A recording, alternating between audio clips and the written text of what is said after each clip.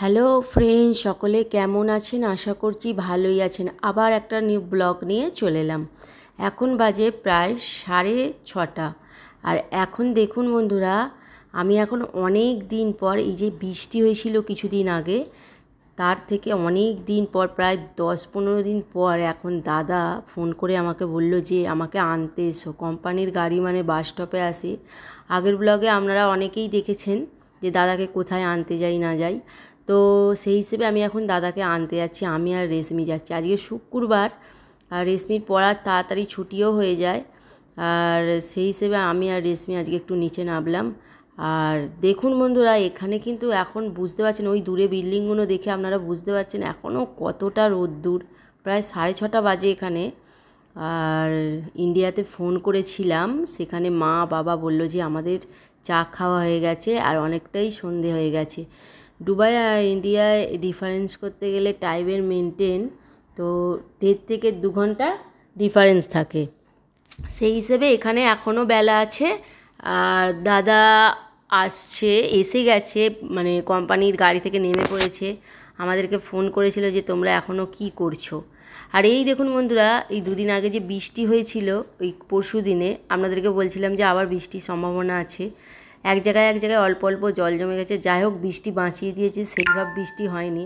প্রতিবারে যদি ওই রকম বৃষ্টি হয় তাহলে মানুষের অবস্থাটা খুবই খারাপ হবে। আর ইন্ডিয়ায় শুনছি নাকি তোদের ওখানে যত ডুবাই জল হচ্ছে আর এখানে একদম বৃষ্টি হচ্ছে না। সত্যি তাই। আর এই দেখুন বন্ধুরা, বৃষ্টির জল কিন্তু এখনও জমে আছে। কেন বলুন তো? এখানে না বালির দেশ, আর ড্রেন দিয়ে কোনো জলের যাওয়ার ব্যবস্থাটা নেই।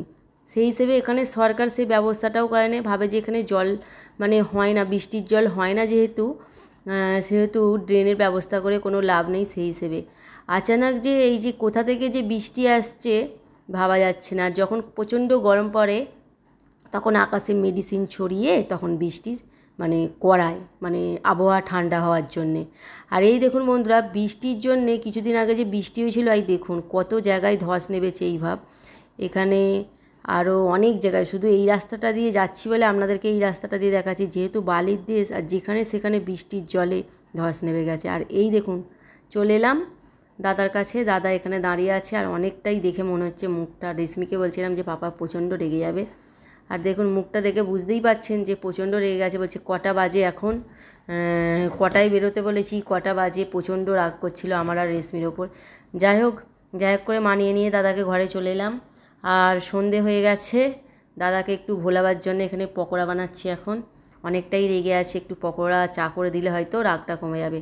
আপনারা সকলেই জানেন চা এমনই জিনিস, চা পকোড়া যদি সন্ধেবেলা করে দেওয়া হয় তার মুডটা কিন্তু খারাপ থাকলেও ভালো হয়ে যায়। সেই হিসেবে একটু পকোড়া বানাতে শুরু করে দিয়েছি। এখানে ধনে, ব্ল্যাক পেপার, কালো জিরে, একটু হলুদ নিয়ে নিয়েছি, বেসনটা ফেটে নেব। আর সবজির পকোড়া করব। কালকে একাদশী আছে, আমাদেরকে নিরামিষ খেতে হবে। সেই হিসেবে আজকে পুরো দিনটাই নিরামিষ খাওয়া দাওয়া করছি। আর আপনারা সকলেই একাদশী করবেন। একাদশীটা করা সকলের পক্ষেও অত্যন্ত গুরুত্বপূর্ণ। আর এইখানে দেখুন রেশমি বায়না করছে, এখানে আজকে নিরামিষ কেক বানাচ্ছে। ও চকলেট দিয়ে কেক বানাচ্ছে, যদিও আমি ব্যাটারটা রেডি করে দিয়েছি। বলছে মামি তুমি রেডি করে দাও।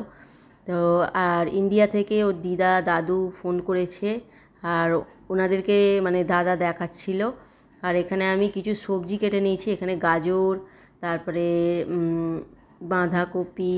আমি যখন নিরামিষ কোনো পকোড়া বানাই এইভাবেই বানাই, আর খুব সুন্দর, খুব টেস্টি খেতেও লাগে।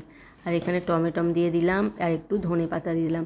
এবার এটা ভালো করে মেখে নেব, সুন্দর করে মেখে নেব, হাতের মধ্যে করে মেখে নেব। মেখে নিয়ে তারপর পকোড়া বানাবো। আর এই পকোড়া, মুড়ি আর চা, এটাই সন্ধ্যেবেলা একটু নাস্তা করব। আর এই দেখুন বন্ধুরা, সব কিছু দেওয়া হয়ে গেছে। আর বেসনটা অনেকক্ষণ ধরে ফাটিয়েও নিয়েছি। আর এবার ভালো করে মাখিয়ে নিচ্ছি। মাখিয়ে নিয়ে এই দেখুন মাখানো হয়ে গেছে। এবার কড়াইয়ের মধ্যে তেল দিয়ে দিয়েছি, তেল গরম হয়ে গেছে, আর পকোড়াও ছেড়ে দিয়েছি। আর রেশমি কেক বানাচ্ছে, সেটাই আপনাদেরকে দেখাবো। আর এই দেখুন মাইক্রো ওভেনের মধ্যে কেক দিয়ে দিয়েছে। আর কেমন হয় সেটা আপনাদেরকে পরে জানাবো। আর এই দাদাভাইকে দেখাচ্ছে, দাদাভাই ফোন করেছে, দাদাভাইকে দেখাচ্ছে। চলুন বন্ধুরা, আজকের ব্লগটা এখানেই শেষ করলাম। আমার ব্লগগুলি আপনাদের কেমন লাগছে অবশ্যই জানিও। আমার ব্লগগুলো আপনাদের যদি ভালো লেগে থাকে আমার চ্যানেলটিকে লাইক, কমেন্ট, শেয়ার, সাবস্ক্রাইব করে দিও। আর পাশে থাকা বেল আইকনটি টুং করে বাজিয়ে দিও। সকলে ভালো থাকবেন, সুস্থ থাকবেন, আবার নিউ ব্লগে দেখা হবে।